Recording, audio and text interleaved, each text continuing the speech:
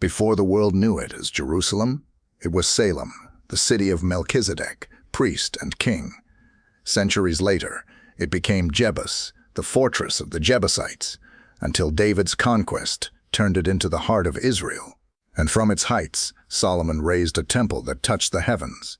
This is more than history, it is the unfolding of destiny. Join us as we uncover ancient Jerusalem, from Salem to the city of David. In the days when kingdoms rose and fell upon the Fertile Crescent, there was a man named Terah, son of Nahor, son of Serug, whose line stretched back to Shem, son of Noah. From this lineage of promise came Abraham, the man chosen of God. Terah dwelt in Ur of the Chaldeans, a city of towering ziggurats and rivers that gleamed beneath the sun. There his sons were born, Abraham, Nahor, and Haran. Haran fathered Lot, but his life was cut short in the very land of his birth. In grief, Terah gathered his household to journey northward. Yet they halted in Haran, a land of trade and caravans. Abraham carried within him the covenantal seed. His fathers had served other gods, but the God of heaven marked him for a higher calling. The genealogy of Abraham was a thread unbroken from Noah, a testimony that God's promise endured through the generations. From this birthplace and family line, the story of faith began. Abraham, one man chosen to bless the nations of the earth. One day God spoke to Abraham, "Leave your home, your family, everything you know, and go to a land I will show you."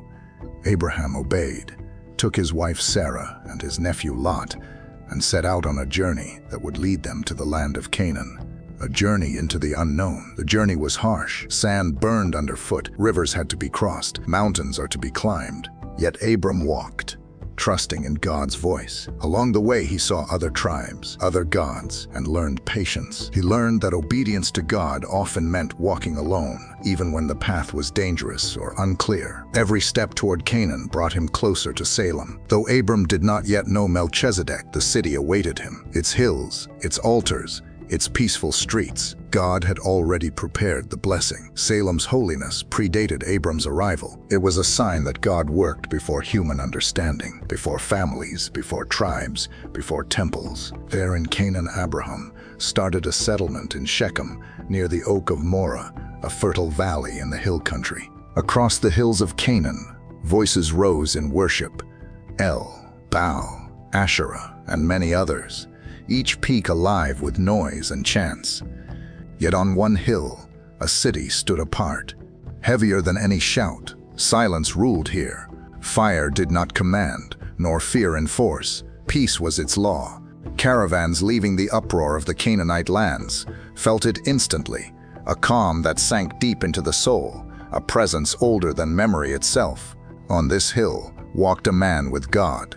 This holy city was ancient Salem. The ruler of this city was Melchizedek, king and priest of the Most High God. He was called the King of Righteousness and King of Peace. People often wondered about him. He had no recorded genealogy, no family tree, but his authority and wisdom were unquestioned. He brought out bread and wine, symbols of hospitality and blessing to travelers coming and passing by. In Salem, the Jebusites, one of the Canaanite people, where the local population dwelled, each Canaanite with their own customs. They practiced many forms of worship, some violent, some ritualistic. Stone idols, carved images, and burned offerings dotted the lands. Yet some Salem dwellers also remained untouched by these practices. Its priests and people understood the one true God. The holiness of Salem was not of human making. It was established by the divine presence that resided there before Abram set foot to Canaan. This is the story of Salem, a city where righteousness and peace ruled. One day Abram received terrible news. Lot had been taken by a coalition of kings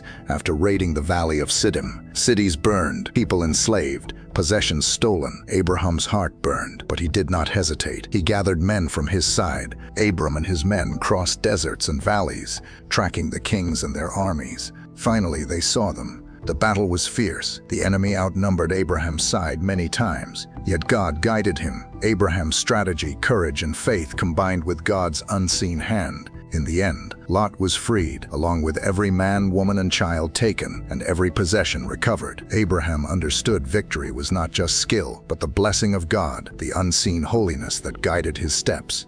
When he rescued Lot from the invading kings, he passed through Salem. Melchizedek appeared. The priest king of Salem brought bread and wine. He did not speak of the victory itself, but blessed Abram and God Most High, acknowledging that all success came from God. Abram offered 1/10 of all he had won as a spiritual tithe. He knew now that holiness was recognized, not inherited, and that God had already set apart certain places and men. Melchizedek spoke, "Blessed be Abram by God Most High, possessor of heaven and earth, and blessed be God Most High, who has delivered your enemies into your hand." Abraham fell silent. He had never felt such weight in words. The city of Salem, its peaceful streets, its rocky hills, its altars, and its priestly king, all were signs that God's holiness existed before Abraham came, before Isaac, before Jacob, before Israelites. People may wonder why Melchizedek's genealogy was not mentioned in the Bible. This does not mean he was not human. Every person descends from Noah's sons, Shem, Ham, and Japheth. Rather, it emphasized that Melchizedek, as priest of the Most High God, he was not tied to any particular tribe or nation of idol worshippers. He represented God on earth. He was a priest chosen directly by God. Years later, God asked Abraham to take his son Isaac to Mount Moriah. Abraham obeyed. Abraham rose early and set out with Isaac, leaving their encampment. The journey to Mount Moriah stretched for many kilometers across the hills of Canaan. Though he had passed by this sacred area before, he had never ascended. Abraham, guided by God's command, approached Mount Moriah. With a faithful and heavy heart, he ascended to the top of Moriah. There he built an altar and arranged the wood. With trembling hands, Abraham bound his son and placed him on the altar. As he lifted the knife to obey God's command, an angel of the Lord called out, stopping him. "Do not lay a hand on the boy," the angel said. Abraham looked up and saw a ram caught by its horns in the thicket. He offered the ram as a burnt offering instead of his son. Abraham named the place, "The Lord will provide." God's favor can rest on anyone, any land, any time he chooses. Abraham's descendants, Isaac, Jacob, and later generations of Israel, would carry this lesson for sure as they moved through Canaan. Centuries had passed. Now sons of Jacob and sons of the Exodus generation with God had returned to Canaan. Through battle and covenant, they moved toward their destined inheritance, to the city of Salem, to the city of Zion, to the city of Jerusalem. Jerusalem rose as a fortified stronghold. Its hills, gates, and walls were difficult to breach. David, once a shepherd and now king, led the Israelites to capture Jerusalem from the Jebusites. The battle was fierce. David moved with strategy and faith. He and his people remembered the stories of Melchizedek, the story of Abraham and Isaac, and the holiness of the land. When Jerusalem fell, David did not simply claim it. He strengthened the walls, organized the gates, planned for households, and ensured the city retained its sacred memory. David knew he was walking where God had placed his presence, where Melchizedek had blessed Abraham, and where faith had been proven by obedience and courage. David ruled as both shepherd and leader of his people. His years as king were filled with victories. The Philistines, Moabites, and other surrounding nations fell before him. Israel's borders grew wider, and its name was feared among its enemies. Yet David was not only a man of war, he was also a man of song and prayer. Many of the Psalms came from his hand. In them he poured out praise, as when he looked at the heavens and marveled at God's greatness. In others he cried for mercy, confessing his own sin and weakness. Some Psalms told of trust and peace, like the one that speaks of the Lord as a shepherd leading his flock. Others reached beyond his own life, pointing to a future king who would suffer and reign. David also looked to the house of God. He could not build the temple himself, but he prepared for it with care. He set aside gold, silver, wood, and stone. He arranged the plans so that his son would one day raise the temple in Jerusalem. He also gave order to the worship of Israel. Choirs were formed, instruments were placed in the hands of singers, and the sound of music filled the courts. Praise and sacrifice rose together, shaping the life of the nation around the worship of the Lord. But even the strongest of men, even the most blessed, can fall when their heart is not guarded. One evening, while his army was away fighting, David remained in Jerusalem. From the roof of his palace, he looked out and saw a woman bathing. Her name was Bathsheba, the wife of Uriah, a soldier in David's army. Desire filled David's heart. Instead of turning away, he sent for her. She came, and he lay with her. Soon after, Bathsheba sent word to David she was with child. This troubled David. Uriah, her husband, was still away at war. To cover his deed, David sent for Uriah, hoping he would return home and sleep with his wife, so the child would appear to be his. But Uriah was a man of discipline. He refused to go to his house while his fellow soldiers slept in open fields. He said to David, "How can I go to my house to eat, drink, and lie with my wife when the ark and the army of Israel camp in tents?" David tried again, even made Uriah drunk, but still he refused. Uriah's loyalty stood as a sharp contrast to David's sin. Seeing no other way, David wrote a letter to Joab, the commander of the army. In it, he ordered Joab to place Uriah at the front line of the fiercest battle, and then withdraw, leaving him exposed. The letter, sealed by the king, was carried by Uriah himself, his own death order in his hand. Joab obeyed. Uriah was struck down in battle. When Bathsheba heard, she mourned for her husband. After her mourning, David took her into his house, and she became his wife. She bore him a son. But the thing David had done was evil in the eyes of the Lord.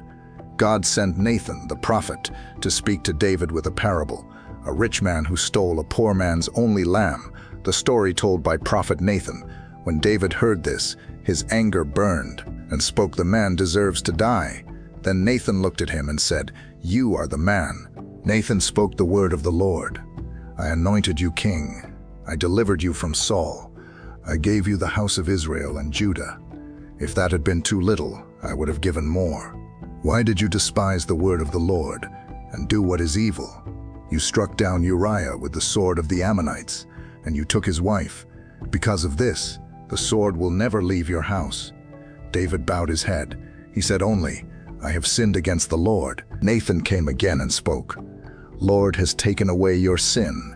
You will not die, but the child born to you will die." Soon after, the child grew sick. David fasted, lay on the ground, and prayed for days.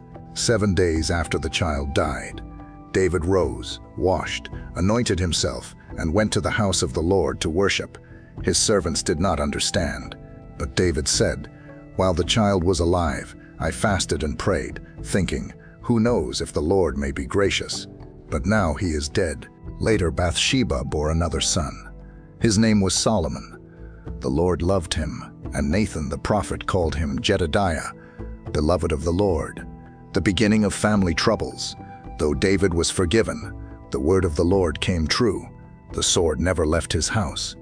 David had many wives and many sons. Rivalries grew among them. One of his sons, Amnon, was born to Ahinoam of Jezreel.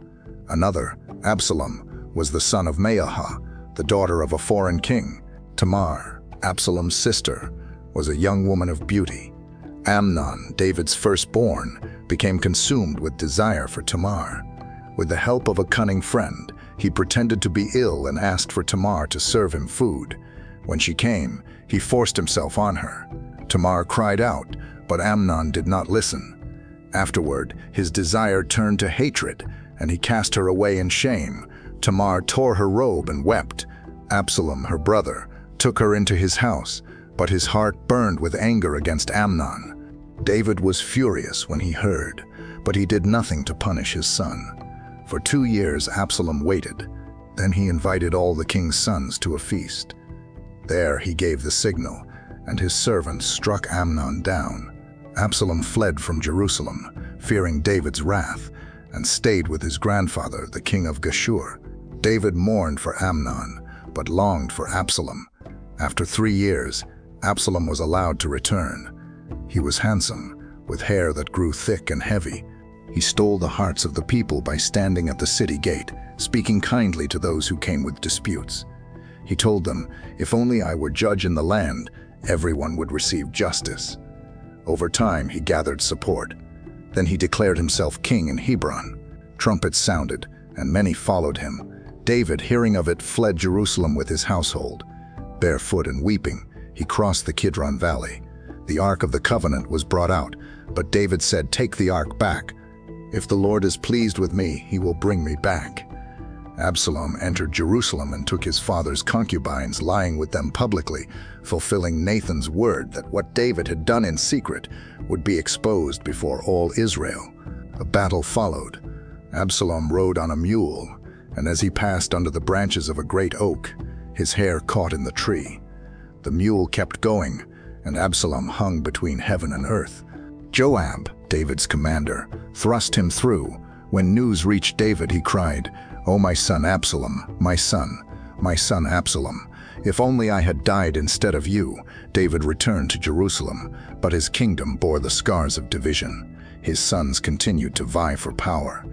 Adoniah later attempted to take the throne, but through all of this, David never forgot the words of Nathan, nor the mercy of God. He poured out his heart in songs and prayers, many of which we still read in the Psalms.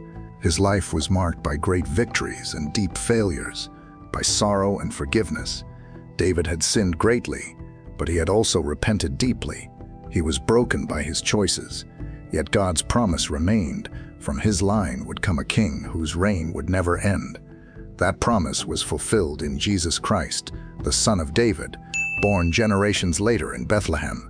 In 970 BCE, King David became old. After decades of war, the kingdom was longing for peace. David had many sons. From Bathsheba, he had Solomon. In Jerusalem, questions grew. Who would be the next king? Solomon was God-chosen, but his brother Adonijah had other plans. He gathered his friends and supporters, threw a grand feast, and boldly declared himself king. His crowd cheered. This time, David's kingdom sat on the edge of chaos.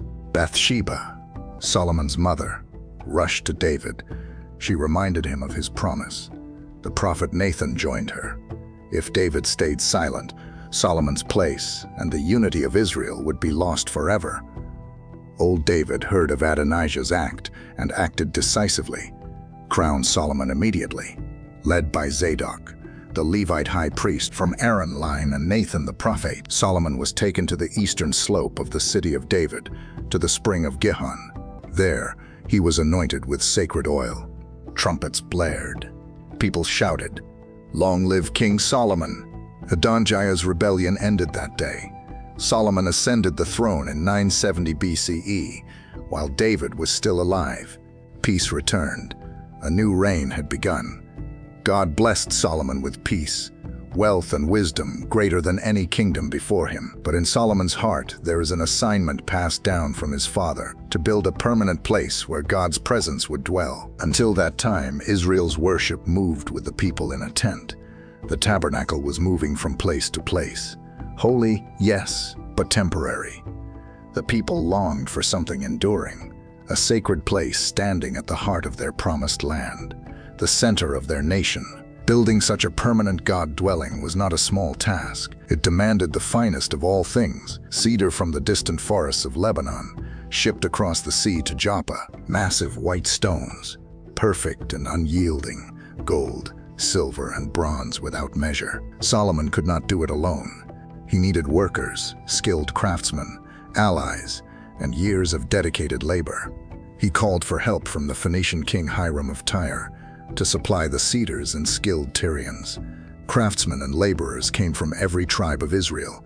Artisans from Tyre arrived, bringing their Phoenician expertise. The work began, and year after year they toiled together, sweat falling under the high sun. 7 years of tireless labor went into bringing Solomon's vision to life. Finally, in 959 BCE, it stood complete. The temple of the Lord, majestic upon Mount Moriah. Its courts gleamed, its walls rose in strength, and at its heart, the most holy place, awaited the Ark of the Covenant. A great procession began. The Levite priests, robed in sacred garments, bore the Ark of Covenant on their shoulders. Israelites followed in awe. Step by step, they ascended the mountain. The people's songs and shouts rose high through Jerusalem's streets. At last, the ark was brought into the Debir, the inner sanctuary. Then it happened. Suddenly, a thick cloud descended and filled the temple. The priests staggered back, unable to continue their service to minister. The glory of the Lord had entered his house. Heaven had touched the earth.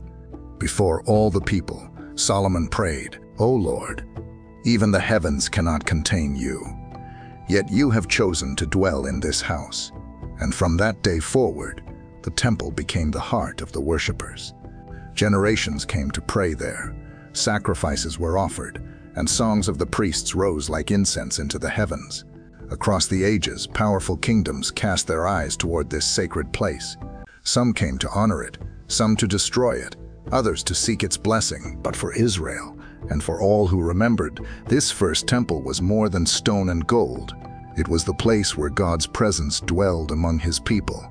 This was Solomon's greatest legacy, a temple that touched heaven, a house of God, a symbol of wisdom, devotion, and glory. For nearly 4 centuries it endured, becoming the center of pilgrimage, sacrifice, and prayer. At the times of the great feasts, Passover, weeks, and tabernacles, Jerusalem filled with worshippers who journeyed from every corner of the land. Pilgrims brought offerings, families sang the psalms of ascent, and the city resounded with the sound of trumpets and cymbals. To approach the temple was to approach the very dwelling place of the Almighty. Prophets spoke often of this house. Isaiah lifted his voice to declare that the temple would be a house of prayer for all nations. Micah envisioned a day when many peoples would stream to it, saying, "Come, let us go up to the mountain of the Lord, to the house of the God of Jacob."